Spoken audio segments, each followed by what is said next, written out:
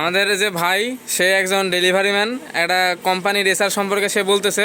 ভাই কি বলতেছেন, এসআর কি হয়েছে?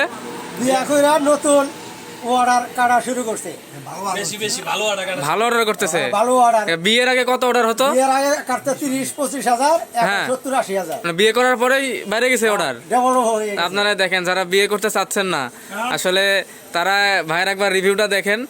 মানে যে বিয়ের আগে অর্ডার কাটতো 30,000, 20,000, 25,000, কিন্তু দেখা যাচ্ছে যে ওই ভাই এখন বিয়ের পরে অর্ডার হচ্ছে 70,000, 80,000।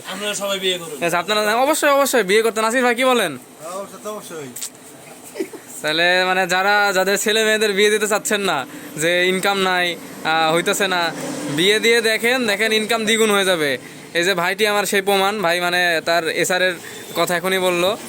ঠিক আছে, তো সবাই এই বিষয়টি মাথায় রাখবেন। ধন্যবাদ সবাইকে। আসসালামু আলাইকুম।